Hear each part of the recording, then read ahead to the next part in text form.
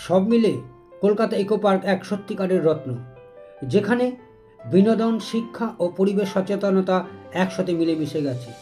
তোমরা যদি কলকাতার বাসিন্দা হও, ভ্রমণে এসে থাকো, তবে অবশ্যই একবার ঘুরে যাও।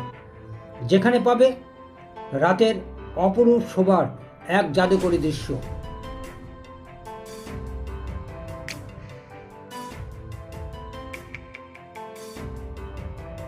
হ্যালো ফ্রেন্ডস, শারদীয়াকে বিদায় জানিয়ে শুভ দীপাবলিকে আহ্বান জানিয়ে এবং শুভ দীপাবলির প্রীতি, শুভেচ্ছা এবং তোমাদেরকে অনেক অনেক ভালোবাসা। তোমাদের এই ভালোবাসাটাই আমি চাই, আর এই ভালোবাসা নিয়েই তোমাদের সাথে থাকতে চাই। আজকে আমি কোথায় এসেছি এটা কিন্তু কিচ্ছু বলবো না, তোমরা দেখছো, দেখে তোমরা কমেন্টে লিখবে যে আমি কোথায় এসেছি, কিভাবে আসলাম, কি কি দেখবো, এখানে কত টাকা টিকিট, কার পার্কিং কোথায় আছে, কোথা দিয়ে আসলে সুবিধা, সমস্ত কিছু ডিটেলস থাকবে এই ভিডিওতে।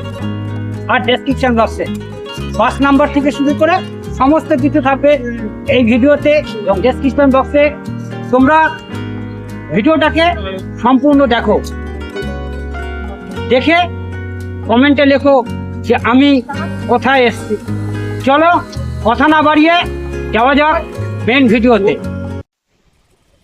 হ্যালো ফ্রেন্ডস, এখন আমি দাঁড়িয়ে আছি কিন্তু এয়ারপোর্ট 1 নম্বরে।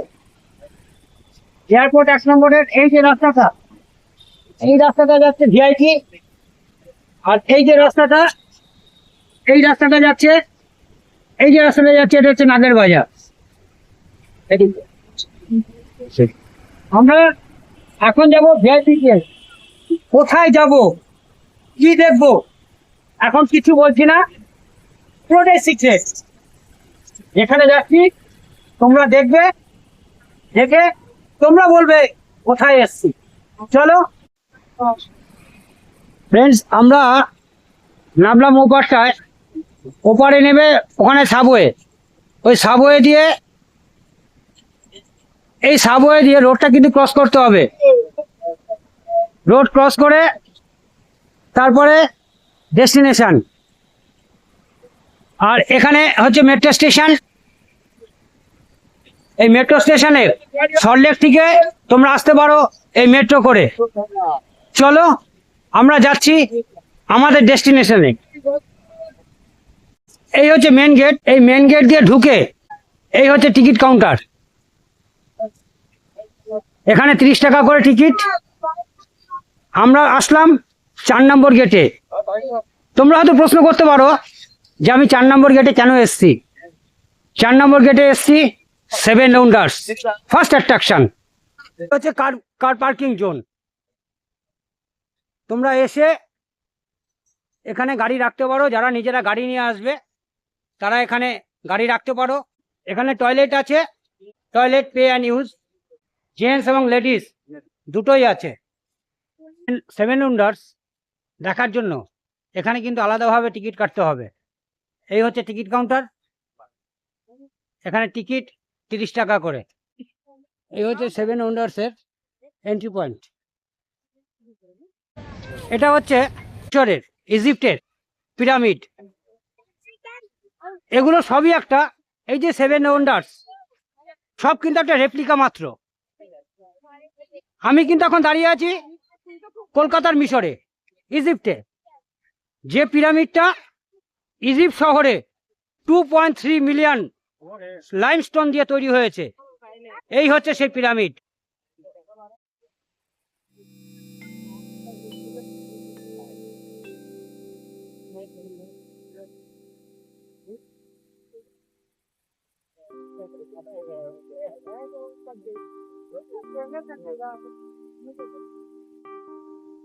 ওয়ালের কাজগুলো,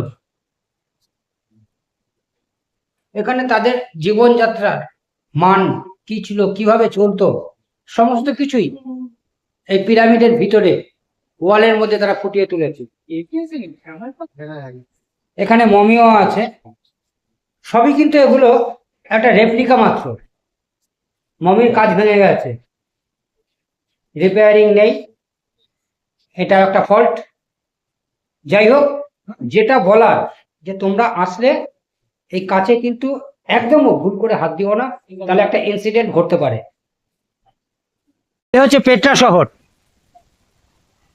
যে পেট্রা শহরটা একটা পাহাড়কে কেটে এই পেট্রা শহর তৈরি করা হয়েছিল। যে পেট্রা শহর তৈরি করেছিল নাবাটিয়ান্স জাতি, এই পেট্রা শহরকে তৈরি করেছিল। আমরা যাব, ভিতরে যাব,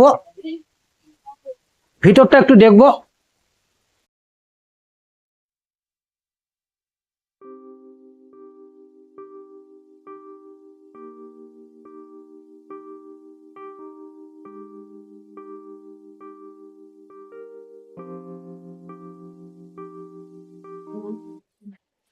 দাদা ভাই কোত্থেকে এসছেন?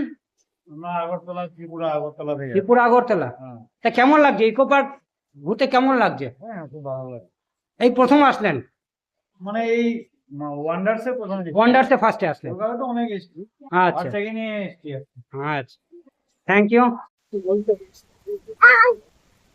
আমি এখন দাঁড়িয়ে আছি তাজমহলের সামনে, হুম, যেটা উত্তরপ্রদেশে আগ্রা একদম ভালো। যমুনা নদীর তীরে।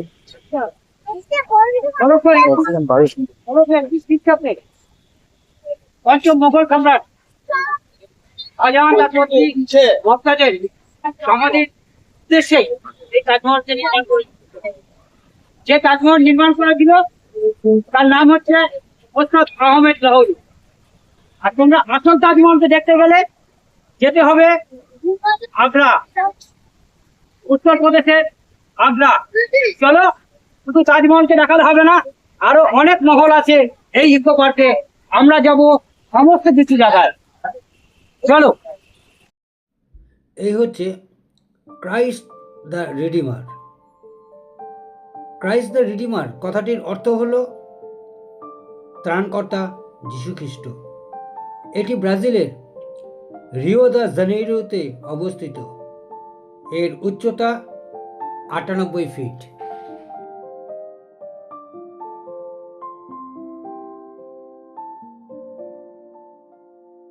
এখানে বেশ কিছু মই আছে,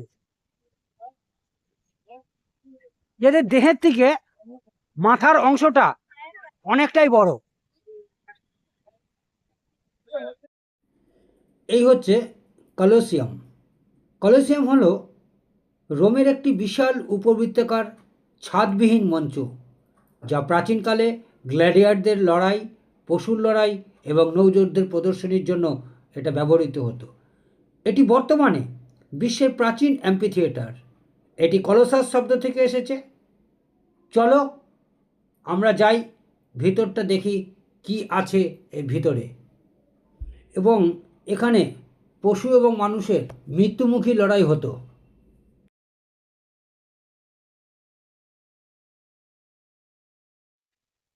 এই হচ্ছে মৃত্যু ফাঁদের জায়গা। এখানে মৃত্যুর লড়াই হতো। দেখে বুঝতেই পারছো কি টাইপের লড়াইটা এখানে হতো। আর এই হচ্ছে কলোসিয়ামের ভিতরটা, দর্শকের আসন।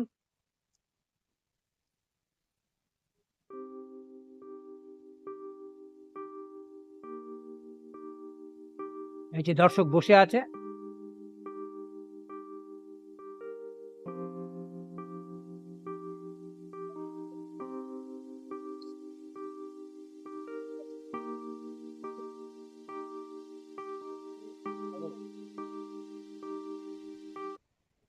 আমরা এখন উঠছি চীনের প্রাচীরে, চীনের মহাপ্রাচীর, যেটা চাইনিজ ভাষায় বলে ছং ছাং বলেই সেটা চীনে ডাকা হয়।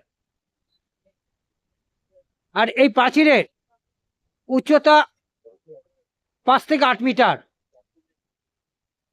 এবং দৈর্ঘ্যে বলতে লম্বায় 6532 ফুট। যে প্রাচীরটি তৈরি করা হয়েছিল চীনের বৈদেশিক আক্রমণের হাত থেকে চীনকে রক্ষা করার জন্য। এই সেই চীনের প্রাচীর, যা সপ্তম আশ্চর্যের মধ্যে একটা, এটা শুধু কিন্তু রেপ্লিকা মাত্র।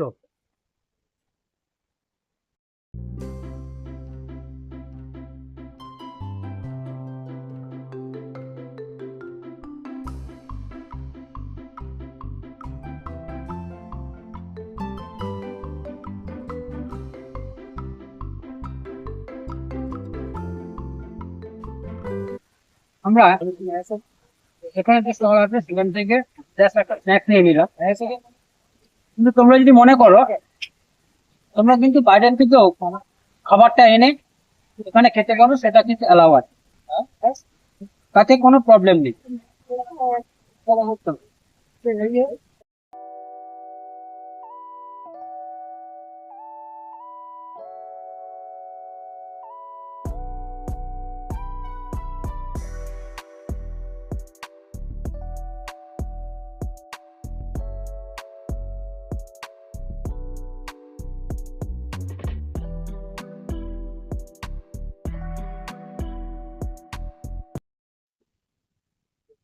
আমরা এখন কলকাতায় দাঁড়িয়ে আছি, কলকাতার ইকো পার্কে দাঁড়িয়ে আছি, না কোনো পাহাড়ি অঞ্চলে দাঁড়িয়ে আছি ঘন কুয়াশার মধ্যে, সেটা কে বলবে? শুধু একবার পরিবেশটাকে দেখো, গাছের ফাঁক দিয়ে দেখো, কত সুন্দর, মনে হচ্ছে ঘন কুয়াশা।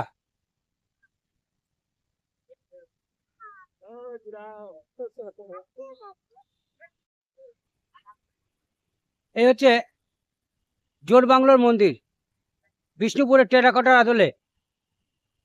এটাও রেপ্লিকা। যারা অরিজিনাল জোড়বাংলো দেখবে তারা আমার বিষ্ণুপুরের ব্লগ আছে, বিষ্ণুপুরের ব্লগে চলে যাবে, দেখবে ওখানে শুধু জোড়বাংলোর মন্দির না, রাধামোহনের মন্দির আছে, অনেক কিছু আছে বিষ্ণুপুর ব্লগে। টেরাকোটার কাজ কি সেটা দেখবে।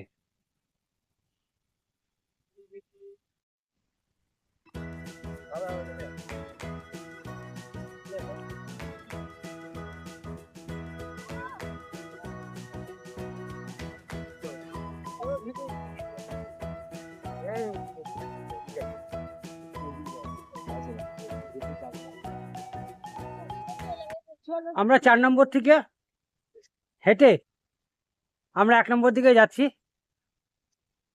সময় হয়ে গেছে এখন প্রায় 6টা। চলছি, হেঁটে চলছি। ওখানে আছে আইফেল টাওয়ার, পার্ক, বোটিংয়েরও ব্যবস্থা। আমরা পৌঁছোই ওখানে, তারপরে দেখছি কোথায় কি আছে। ভালো লাগছে এই রাত্রিবেলায়, সন্ধ্যাবেলায় ইকো পার্কে ঘুরতে ভালো লাগছে। তোমরা যদি বিকেলের দিকে আসো, এই পার্ক খোলে কিন্তু 2:30, রোববার 12টার থেকে 7টা অবধি, 8টা অবধি, রোববার 12টার থেকে 8টা অবধি। আর রোববার বাদে যে কোনো দিন শনিবার অবধি 2:30টার থেকে 8টা অবধি। চলো দেখা হবে 1 নম্বর গেটের সামনে। এই হচ্ছে লেক। ওই দূরে দেখছো আইফেল টাওয়ার, দেখছি কতটা আমি দেখাতে পারি। এই হচ্ছে আইফেল টাওয়ার।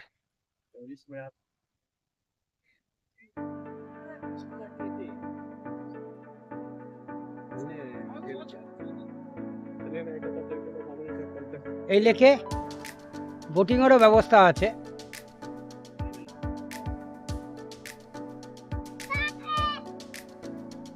রাত্রিবেলায় লেকের দৃশ্য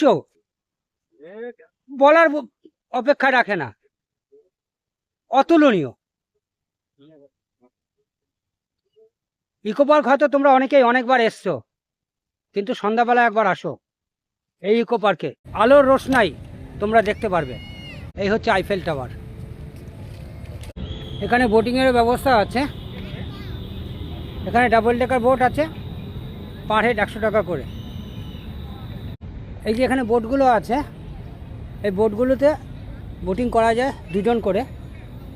6টা অবধি লাস্ট। 6টা বেজে গেছে, তাই আমরা এখন আর বোটিং করতে পারবো না। এবং এখানে শিকারা রাইডও আছে। যারা ফ্যামিলি নিয়ে আসবেন, বাচ্চা থাকলে কোনো এই বোটিং করা যাবে না, সেটা শিকারা রাইডে করা যাবে। এখানে বোটটা দেখিয়ে দিলাম, তোমরা পজ করে দেখে নিতে পারো। ইকো পার্কের রাতের দৃশ্যটা এই লেকের সামনে আসলে একটা নৈসর্গিক দৃশ্য। যখন এখানে শিকারা রাইড করবেন, কাশ্মীরের ডাল লেকে যেরকম ওখানে ঠান্ডা আছে, এখানে গরম আছে, দুটো জায়গায় দু রকম। এটা কলকাতার ছোট কাশ্মীর, আর ওই কাশ্মীরে ঠান্ডা পাবেন, আর কলকাতার এই ছোটো কাশ্মীরে যখন শিকারা রাইড করবেন তখন পাবেন গরম। এটাই তফাৎ। শিকারা ডাল লেকেও আছে, শিকারা ইকো পার্কেও আছে। ইকো পার্কে কিছু অ্যাক্টিভিটিস আছে, অ্যাডভেঞ্চার অ্যাক্টিভিটিস বোর্ডে আছে। কত প্রাইস, কি অ্যাক্টিভিটিস, সমস্ত কিছু দেওয়া আছে। স্যার প্রাইস কি চেঞ্জ হয়েছে? কিছু কিছু জায়গায় ক্রস দেখছি। আচ্ছা আচ্ছা, যেগুলো ক্রস আছে সেই অ্যাক্টিভিটিসগুলোর কাজ চলছে বলে এখন বন্ধ আছে। একটু পজ করে দেখে নেবেন, অনেকগুলো আছে তো বলা যাচ্ছে না, তাও কিছু বলে দিচ্ছি। কায়াকিং আছে 150 টাকা, ওয়াটার যাবো এটা এখন বন্ধ আছে, ওয়াটার রোলার ওটাও 150 টাকা পার হেড, ল্যান্ডস রোপ ওটাও 150 টাকা, তারপরে আছে ট্রাম্পোলিন 70 টাকা, গান শুটিং 70 টাকা, এরকম অনেকগুলোই আছে। এটা ক্রস করে দেখে নেবেন। এ হচ্ছে ওয়াটার রোলার। এটার ভিতরে তোমরা ঢুকে যদি হাঁটো তাহলে এটা রোল করবে, জলের মধ্যে রোল করবে, খুব অ্যাডভেঞ্চার। তোমরা আসলে করতে পারো, পার হেড 150 টাকা করে। এটার ভিতরে অ্যাট এ টাইম 3 জন থাকতে পারবে, এর বেশি থাকতে দেবে না। যারা নৌকায় যারা রাইড করবেন তাদের একটা ডোনাটিট একটা নির্দেশিকা আছে, এটা দেখে নেবেন, পজ করে দেখে নিতে পারেন। এটা বাচ্চাদের জন্য একটা অ্যাক্টিভিটিস, এটা পার হেড 70 টাকা করে। দেখুন দুজন লাফাচ্ছে, কত সুন্দর।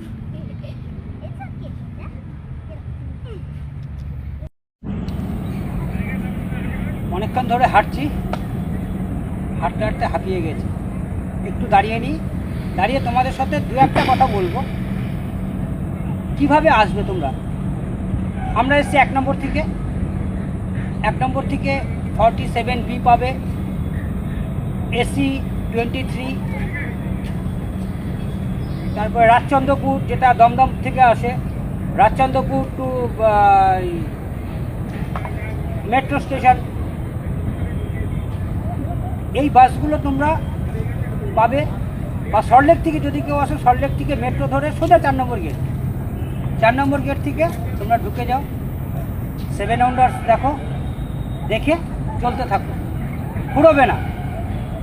তবে আসবে একটু সকালের দিকে, আর যদি সন্ধ্যাকে উপভোগ করতে হয় তাহলে 2টো থেকে 3টে এই টাইমে যদি আসো তাহলে সন্ধ্যাটাকে নিতে পারবে। রোববার বা ছুটির দিন 12টার থেকে 7টা অবধি খোলা থাকে, আর অন্যান্য ডেজে এটা 2:30টার থেকে 7:30টা অবধি, 8টা অবধি, সরি 2:30টার থেকে 8টা অবধি খোলা থাকে। কিন্তু 7:30টার সময় টিকিট দেওয়া বন্ধ হয়ে যায়। তোমরা আসো, ইকো পার্কে আসো। এই যে সাইকেলিং দেখো, ডবল সাইকেলিংটা, এই যে ডবল সাইকেলিং, এটাও একটা রাইড। এই সাইকেল নিয়েও তোমরা চলতে পারবে। আর ইকো পার্কে আসলে, সন্ধ্যাবেলায় আসলে এই প্রকৃতিটাকে উপভোগ করবে। এই লেকের জলের সামনে আসবে, লেকের পাশে আসবে, লেকের পাশে আসলে এই যে লেকের যে অপরূপ সৌন্দর্য, এই যে আলোকসজ্জা, এই আলোকসজ্জাটাকে উপভোগ করতে পারবে। আমরা কিন্তু এখন এসে পড়লাম জাপানি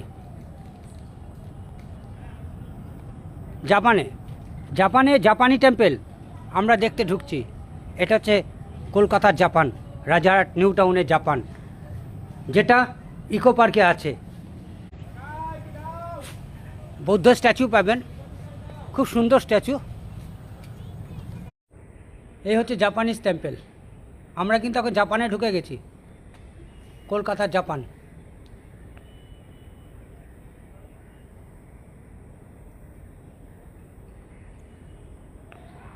চলো একটু তোমাদের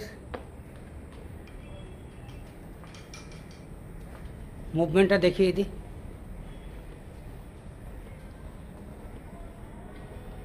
ওয়াও,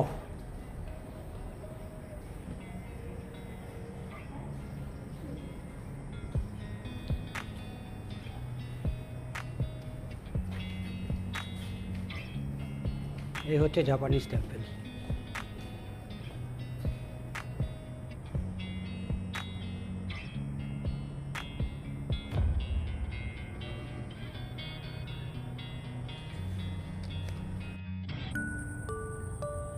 উফ,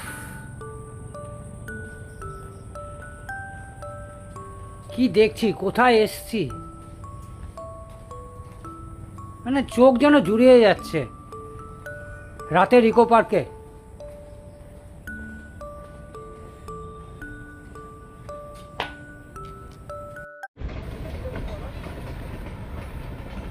টয় ট্রেন বেরিয়ে গেল সামনের দিকে।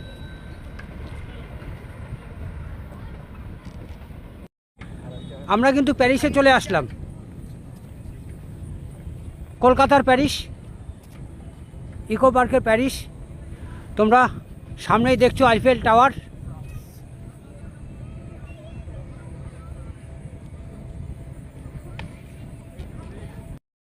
এই হচ্ছে আইফেল টাওয়ার, এবং এই আইফেল টাওয়ারটা এই 1 নম্বর গেটের এক্সিট। তোমরা যদি খুঁজে না পাও গেট, তোমরা দূর থেকে আইফেল টাওয়ারকে লক্ষ্য করে চলে আসবে, ইকো পার্কের 1 নম্বর গেট খুঁজে পেয়ে যাবে। আমরা কিন্তু এখন দাঁড়িয়ে আছি এই আইফেল টাওয়ারের সামনে। আমার ঠিক পিছনে যেদিকে আঙ্গুল সেদিকে আইফেল টাওয়ার। আইফেল টাওয়ার মানে প্যারিস। আমরা আছি প্যারিসে, কিন্তু এটা কলকাতার প্যারিস, ইকো পার্কের Paris, that is Eiffel tower. আসো, তোমরাও আসো এই ইকো পার্কে, সন্ধ্যায় ঘোরো। একটা অ্যামেজিং অ্যামেজিং পরিবেশ। আসলে সব কিছু পাবে এই ইকো পার্কে, খুব ভালো লাগবে। চলো,